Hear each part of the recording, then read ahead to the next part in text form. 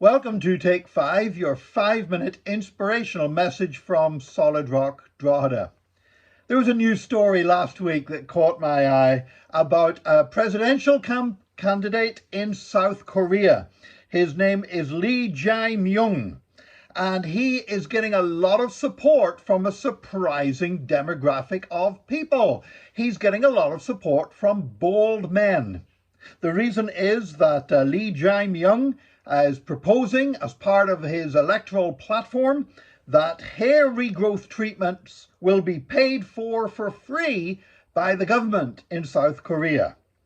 Now, that I have to admit, I don't see this as being the most pressing issue in a presidential election. South Korea has obviously the thorny issue of what's happening to their neighbor to the north in North Korea, currently pushing the boundaries with firing intercontinental missiles into the sea. They've got the whole COVID thing like the rest of us. There's situations with the economy. There's so much else that should be at stake in a presidential election in South Korea.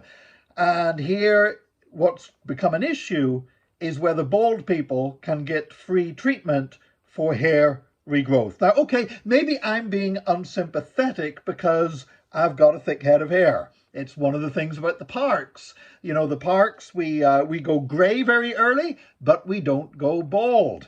So I had grey hair when I was 35 years old, but even when I get old, I know I'm going to still have a full head of hair. That's just genetics working for me. So maybe you think that's why I'm unsympathetic about this particular electoral pledge by this South Korean politician.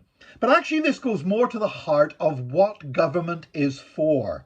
You know, God has ordained governments. Governments are one of the, whatever kind of country you live in, there is a government.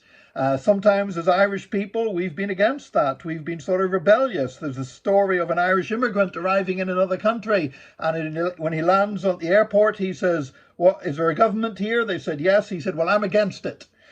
But we need governments, and governments have a God-ordained role. Governments are there to provide justice and security and a better society and opportunity for the people that live in the country. But governments are not there to just meet everything we would like or make us happy or even bribe special interest groups.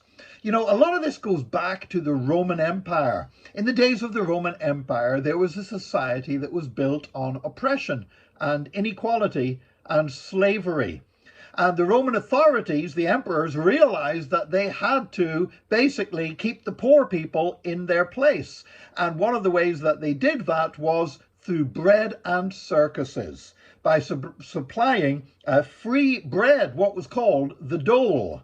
It was to give out free bread to the inhabitants of Rome, so they wouldn't even if they didn't work for a living, they would still have bread to eat. And then entertainment was the circuses. That was the chariot races. That was the gladiatorial contests. And that was, sadly, where many Christians were persecuted for their faith and were killed and murdered for the entertainment of the crowds that were watching. But it was this policy of bread and circuses. Give the people what they want and keep them quiet.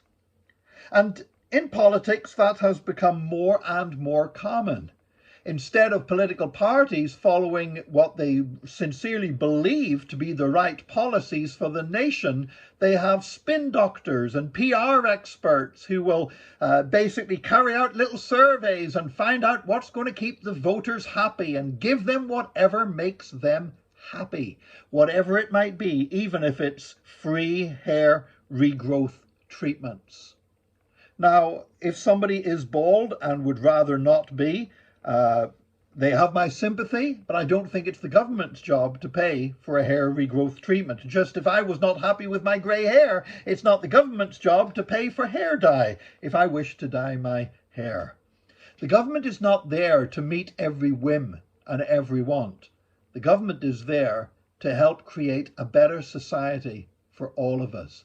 And that's why as Christians, we are commanded in Scripture to pray for the government.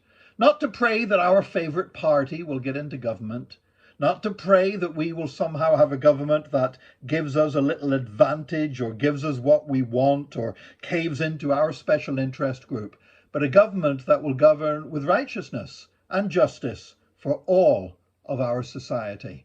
And as we are commanded to pray for the government, that's how I pray for our government here in Ireland, the current government and any future government.